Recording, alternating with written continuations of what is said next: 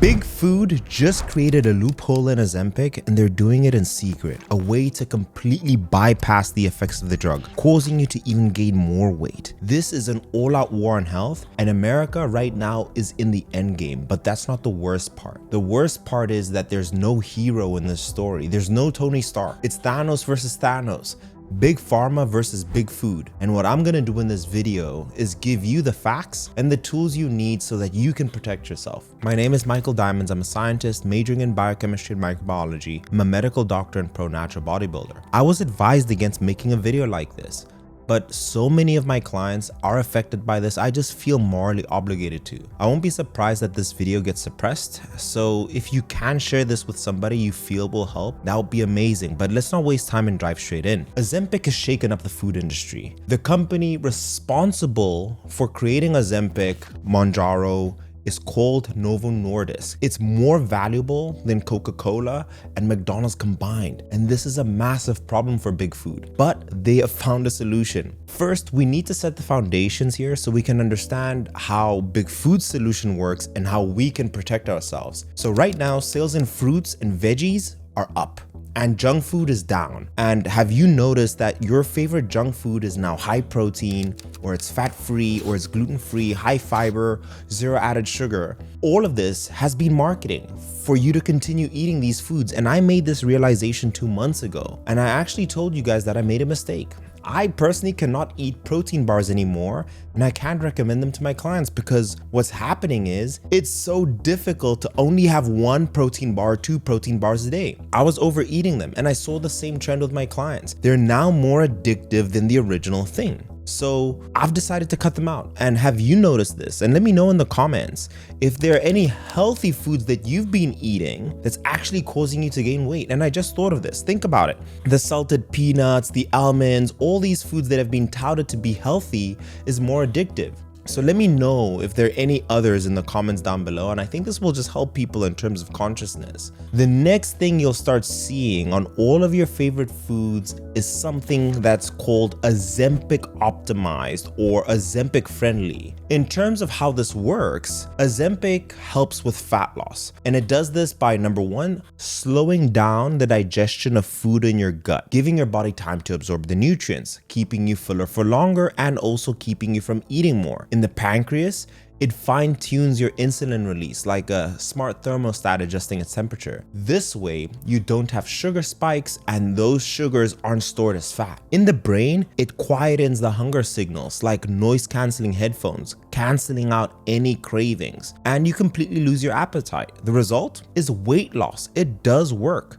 The New England Journal of Medicine shows that it drops body weight by 15 to 20% in 68 weeks. For type 2 diabetics, Ozempic is gold. It can help reverse the diabetes and all its markers, meaning it's better for long-term sugar control, but it also reduces the need for diabetic medication over time, improving your insulin sensitivity and also slowing the release of glucose into the bloodstream, which prevents those dangerous spikes. But there's a problem that Novo Nordisk, the creators of Mounjaro, Ozempic, and all its derivatives haven't figured out. Not all weight loss is equal.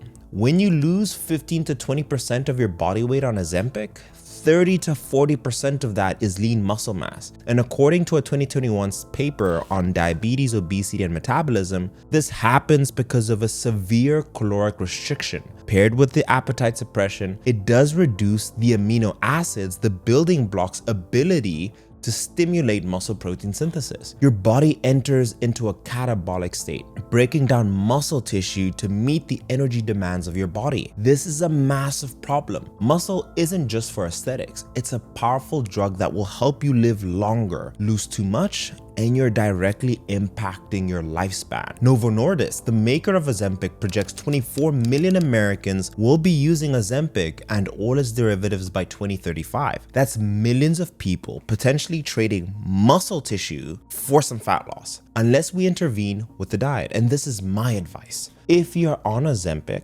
or plan to get on Ozempic in the future, this is going to be your first line of defense. You need to start resistance training. And I'm sure you've heard, if you don't lose your muscle, you will lose it. By training at least 3 times per week or more, you can protect the muscle tissue you have and have Ozempic rather target the fat as a source of energy instead of muscle. This is my second piece of advice. Yes, it is difficult to have an appetite and eat on Ozempic, but you need to do your best to at least eat 1 gram of protein per pound of body weight. That should be your 2 main goals if you're going to use Ozempic. On the screen right now, what I'm going to do for you, I'm going to give you a 3-day training plan, a 4-day, and a 5-day training plan. And I've linked a video series showing you different high protein meals that you can eat. What I'm even gonna do is give you a little PDF booklet so you can make these healthy alternatives at home. And all I ask in return, leave the video with a like. Look at my client, Dr. Gregory. This is how he looked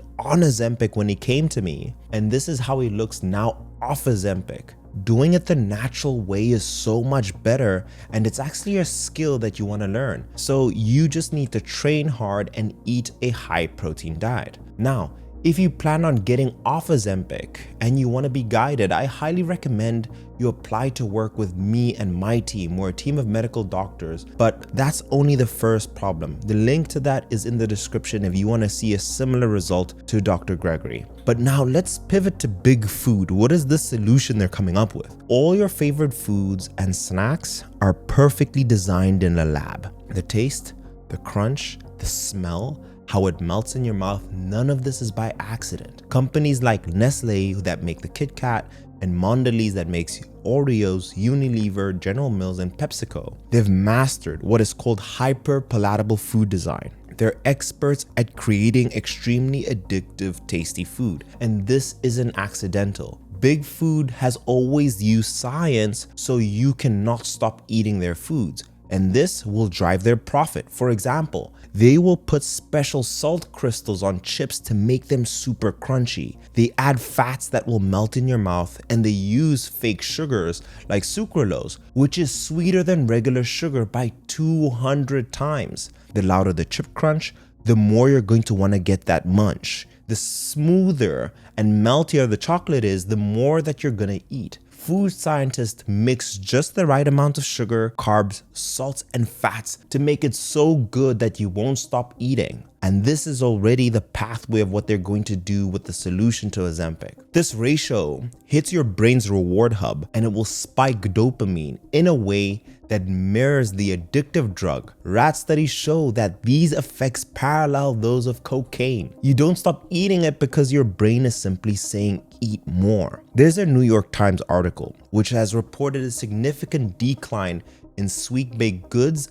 at Walmart. And the Walmart CEO, John Furner, has confirmed this.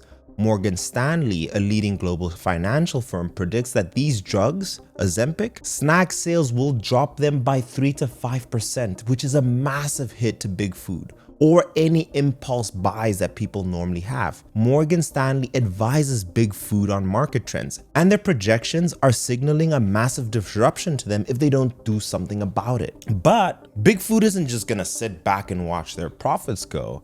They're adapting quietly. One of the companies responsible for creating these addictive foods is called Kellanova. The New York Times reports that Kellanova is testing high-protein Pringles. Nestle's developing GLP-1 optimized fiber bars, foods designed to coexist with appetite suppression. They're calling them GLP-1 optimized foods, essentially Ozempic optimized foods. And you've probably already started to see these populate on your food shelves. They're thinking smaller packets, but with higher protein content, smaller granola bars, and smaller meals, all advertised to be higher protein, higher fiber for those who are on Ozempic. These all sound healthier and better alternatives to those that people are already eating, but there's a darker layer. They're also intensifying the addictiveness, amplifying the artificial sweeteners. They're enhancing the textures and the crunch that makes you want another one. All of these will have also formulations to bypass the effects of Ozempic on the brain. They're just gonna turn the food noise higher in your brain.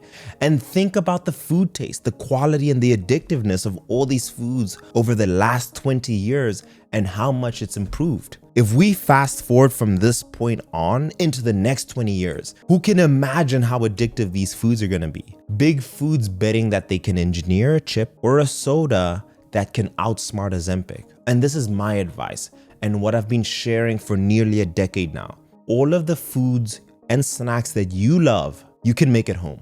I even created this 4-video series showing you 21 total recipes to lose your belly fat and your chest fat. And what I'm gonna do is I'm gonna put them all in a playlist and they're in the description. I'm also gonna give you the PDF so you can make these healthy alternatives at home, because this is a skill that you need to learn. It's time that you start putting your health in your own hands. Start learning to make these foods at home and try and eat out less. You'll lose the weight, you'll build the muscle, and you're also just gonna say, you know what, I'm not participating in this war. As a medical doctor and a coach at Sculpt by Science, I had to shed light on this, and it's only going to get crazier from here. My advice is get a coach. Learn the skill of how to manage your body, how to manage your cravings and your food addictions, because it's only gonna get more challenging out here. You have 2 massive, nearly $1 trillion industries fighting for your health. And it's time that you take control. I'm curious to hear, what do you guys think? Have you guys noticed this? And share with a friend and leave it with a gentle thumbs up. All the resources I promised are in the description.